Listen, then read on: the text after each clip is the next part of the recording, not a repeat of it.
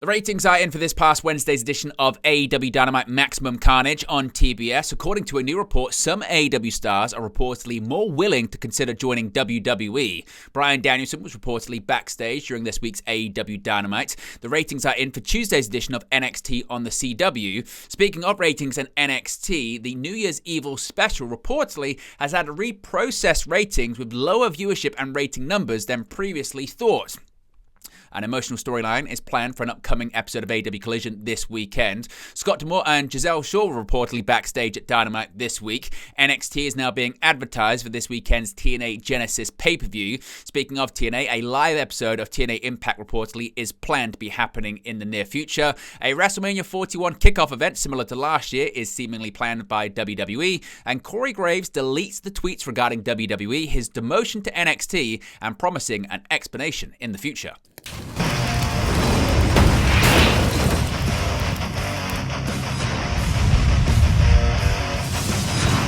Hey guys, welcome back to Wrestling News 365. Hope everyone is doing very well. As always, there are plenty of news stories to get into in the world of professional wrestling. Let's begin with the ratings for this week's edition of AEW Dynamite. Now, Wednesday night's AEW Dynamite Maximum Carnage show averaged 679,000 viewers on TBS, which is up over 10% from last week. It's the best TV viewership total the show has done since October 2nd last year, though of course no data has been made available for Dynamite's Max simulcast since that began at the beginning of 2025.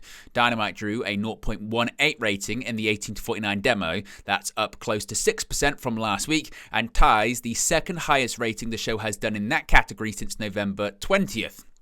The episode was headlined by a rare televised AEW World Championship match between Jon Moxley and Powerhouse Hobbs, featuring also Kenny Omega's first AEW match since December of 2023, and also included the first ever Women's Casino Gauntlet match. As compared to the same week in 2024, Dynamite's overall viewership was down 23.8%, while its 18 to 49 rating was down 45.5%. So the television audience is skewing much older. With the show simulcast on Max, some are saying it's likely, but not known for sure, that those viewers would be younger than on traditional television. What are your thoughts on the ratings, the numbers? Let me know your thoughts about it in the comments section below. Now, this is an interesting story here regarding AEW talent possibly looking to join WWE. An interesting update has emerged on AEW stars potentially joining WWE following Penta's recent Raw debut on Netflix. While a number of former AEW names have re-established themselves on WWE television, Penta's debut on January 13th episode of Raw got the wrestling world wondering who could be next to make the jump. Per Lucha Libre Online, AEW talents unhappy with their current role are now, quote, more willing, end quote, to consider WWE as an alternative, with two talents telling Lucha Libre Online they would explore free agency and potential WWE interest in 2025. Lucha Libre Online wrote, quote, exclusive, our sources confirmed to us that there are several AEW talents who do not feel comfortable with their role in the company. These talents did not dare to explore WWE as a real alternative due to the feeling of uncertainty of getting lost in the monster system that is WWE. Others because they had not previously had the television time and prominence that they would have wanted in their past stay in WWE. However, that feeling of uncertainty was eradicated because upon seeing Penta's debut in WWE, those talents who want to leave AEW due to their current role in the company understood that having the AEW brand on their resume becomes a strength and bargaining chip because they can use that to their advantage. Because of this, said talents who are not happy with their current status in AEW are more willing to study WWE as an alternative, with two of said talents confirming that they would explore free agency in 2025, specifically WWE.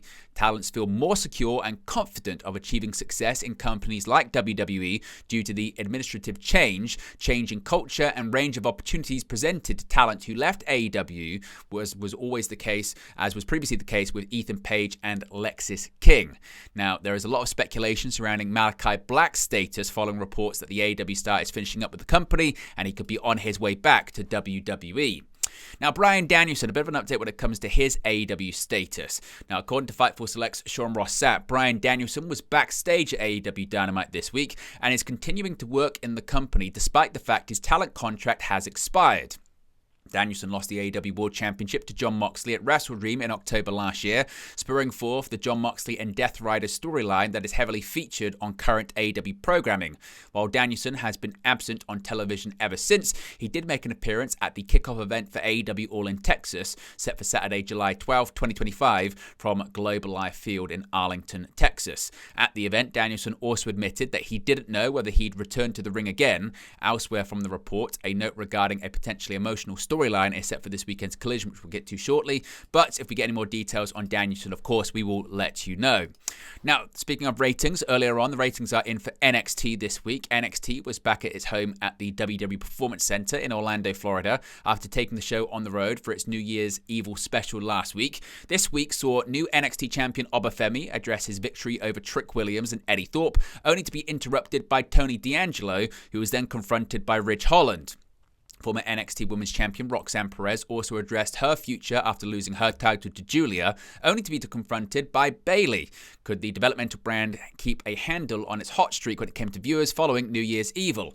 According to a Nielsen source and confirmed by WrestleNomics, this week's episode of NXT saw a significant drop in viewership, with around 779,000 households tuning in. Now again, this is compared to last week's show, which is actually also taking a bit of a reprocessing, so it's only down 2% from last week's show, not previously reported 19% in drop in viewership. The 18 to 49 demographic did take a hit though. It was down 19% from last week's number. It was a 0.17 rating, but again, there have been changes in last week's ratings, which we'll get to in just a second. Matches have already been set up for next week's show and even in the week to follow, which will be another NXT on the road live from Atlanta, Georgia, where Shotzi will take on defending Women's North American Champion Fallon Henley for the title. Next week, we'll see two big title matches, with Femi defending the title against Eddie Thorpe. Now, speaking of the ratings for the New Year's Evil special of NXT, that has now changed. Now, last week it was reported that NXT pulled in its largest audience since September 2019 for its New Year's Evil special, drawing 957,000 viewers. Now, the show featured two title changes as well as a last-minute appearance from The Rock, who definitely played a role in propelling the developmental brand's ratings. However, new viewership data has been released for NXT's first show of 2025, revealing reprocessed numbers that are below the original estimates. According to WrestleNomics, NXT averaged 798,000 viewers and posted a 0.21 in the key 18 to 49 demographic. When comparing both categories to the week prior, total viewership rose by 27%, with the 18 to 49 demo increasing by an impressive 40%. Now, despite NXT pulling in a lower number than initially reported, they still managed to draw their highest total viewership since the October 8th episode, which was the second episode of NXT on the CW and featured Randy Orton. In addition, NXT's first show of 2025 also outperformed their last 4 weeks of television, with total viewership growing by 17% and the 18 to 49 demo rising by 31%. Now, Rock's appearance not only impacted NXT's viewership on the CW, but also on the YouTube channel as well, but it's important to state that the ratings have changed from the reporting of the prior week. Now, we kind of touched on this earlier. Reportedly, there's going to be an emotional storyline coming up this weekend. This week's pre-taped episode of AEW Collision is set to see some emotional story beats play out, according to a new Backstage report. This week's AEW Dynamite on January 15th aired live from the Brady Music Center in Cincinnati, Ohio, with the promotion returning to the same venue for a pre-taped edition of Collision airing on Saturday, January 18th. According to a report from Fightful Select, Collision will be an emotional one for longtime people in the company. However, no details were given on why, only stating that the reasons will play out in storylines at the tapings. Now, already announced for this edition of AEW Collision, once again dubbed Maximum Carnage, is a 12-man tag team match pitting the unlikely alliance of the Death Riders and the Learning Tree against the super team of rated FTR, the Outrunners, and Powerhouse Hobbs. Also, a Texas death match pitting Hangman Adam Page against Christopher Daniels has been announced for Collision. The former interim EVP Daniels has recently returned the reins of his on-screen authority figure role to Kenny Omega, who of course made his in-ring return this week on Dynamite. Speaking of these TV tapings this week, in a backstage report from Fightful Select, it was noted that two well-known former TNA wrestling names were spotted backstage at this week's Dynamite taping. After PW Insider reported that Maple Leaf Pro Wrestling president Scott D'Amore was present backstage at the show, Fightful Select has confirmed that former Knockout star Giselle Shaw was also spotted at the Andrew J. Brady Music Center. Shaw had been a staple of the TNA Wrestling Knockouts division for 3 years before wrapping up her time in the company in September of last year. In her first matches as a free agent, she would compete on both nights of Maple Leaf Pro's Forged an Excellent event in October. If we get any more details on their relationship with AEW, we'll let you know in a future video. Now, speaking of TNA Wrestling, of course, the big announcement came yesterday about this multi-year partnership between both WWE and TNA Wrestling, and a new teaser has revealed when we will likely see WWE superstars appear in TNA Wrestling next, releasing a new teaser advertisement for Sunday's upcoming TNA Wrestling pay-per-view TNA Genesis. The official branding now includes the WWE NXT logo. While no NXT stars were shown in the trailer, it seems likely TNA are heavily suggesting some crossover appearances on January 19th. TNA Wrestling Knockouts World Champion Masa Slamovich was the most recent TNA name to appear on NXT television, being shown in the crowd of the January 14th episode and later teasing a potential run-in with Cora Jade online. You can see with this trailer, you can see with this promo on the screen right now, it looks like we're going to see NXT influence this coming weekend. Now, speaking of TNA, a big live episode of Impact reportedly is planned in the future. TNA Wrestling has been going through something of a rebranding over the last couple of years. Last year, the company not only renamed itself from Impact Wrestling to the original TNA, but also lost president Scott D'Amore, who was let go and replaced with Anthony Sisson not long after the rebranding. D'Amore has since started his own promotion, Maple Leaf Pro Wrestling. According to Fightful Select, the company is looking to shake up its production schedule in 2025. TNA currently has a gap in its schedule in February, and it is reported they will be heading to Orlando, Florida to air a live episode of TNA Impact on February 20th. TNA previously experimented with live television in 2010 during Eric Bischoff's time helping revamp the promotion, even having it air against Monday Night Raw as part of a Monday Night Wars with WWE in early 2010 that didn't last very long. After experimenting with live television, the company settled back into tapings that covered weeks of programming at a time, airing in 2-hour blocks on Thursday nights. TNA is also currently involved in a partnership with WWE, specifically the NXT brand, where numerous TNA stars have appeared. It's yet to be seen if it's going to be airing possibly at the Performance Center for WWE or anything like that. Again, if we get any more details in this live Impact TV show, we'll let you know in the future. Now, it looks like the plans are now getting set for WrestleMania week. WWE's plans for a WrestleMania 41 kickoff press event have been revealed via a new backstage report. Now, ahead of last year's WrestleMania 40 show in Philadelphia, Pennsylvania, WWE held a special kickoff press event for the media and fans to attend. The show was held on February 8th at the T-Mobile Arena in Las Vegas, Nevada, the same weekend and host city as Super Bowl 58. As anticipation builds towards WrestleMania 41, WrestleVotes has revealed WWE's plans to hold a similar kickoff show ahead of the biggest event of the company's calendar. Taking to X, WrestleVotes revealed, quote, "In a similar fashion to last year, sources have confirmed to us that WWE will host a WrestleMania press event on Super Bowl weekend, Saturday, February 8th in New Orleans, the host city of Super Bowl 59. Of course, the WrestleMania 40 kickoff press event was a monumental one for the company ahead of last year's show, with WWE pivoting from their scheduled main event of Roman Reigns versus The Rock due to fan backlash regarding the 2025 Royal Rumble winner Cody Rhodes being replaced. An onstage confrontation between The Rock, Reigns, Rhodes, and Seth Rollins solidified The Rock's heel turn and set up a tag team match featuring all four men in the main event of WrestleMania 40 Night 1, while Rhodes regained his spot in the undisputed WWE Championship match against Reigns on Night 2. Of course, we get more details on this. We'll let you know in the future. And finally, Corey Graves. What's just going on with the WWE commentary member right now? After abruptly emerging onto the NXT commentary team booth from the main roster, Graves took to social media by storm with an incendiary post regarding his treatment within WWE's commentary team. The plot has thickened as of late on Wednesday evening as Graves has taken down 2 posts within this developing saga. As of this recording, Graves' original accusations and subsequent promise for an explanation have been wiped from his profile on X, formerly known as Twitter.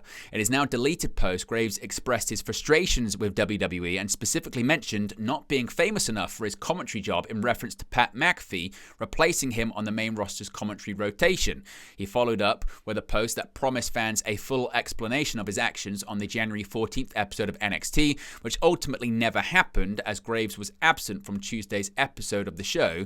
Graves has remained silent since deleting his post. Now, fans were confused and concerned when a lackluster Graves appeared on the January 7th episode of NXT New Year's Evil, prompting him to make his original post shortly after the January 13th episode of Raw.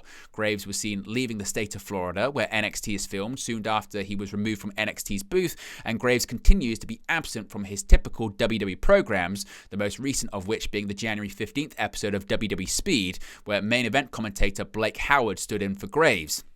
While it seems that Graves' Speed absence is unrelated to his ongoing conflict with WWE, it is unclear whether Graves will be making a return as Speed's play-by-play commentator amid the tension. Reports have indicated that Graves is contractually bound to WWE for at least a few more years after signing a new deal with the promotion in January of 2024.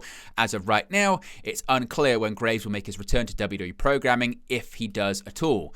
Now, more details and discussion of this is coming from Dave Meltzer on Wrestling Observer Radio, and he says he's been told that Graves is genuinely upset with his position in WWE. He said, quote, "It looks like it's real, his issue. You never know for sure. I mean, everyone in WWE that I've talked to said that it's not an angle. He hasn't been fired yet. The fact he took down his tweets said that he maybe either had a change of heart or they told him, you better take down your tweets or else, and maybe he didn't want the or else."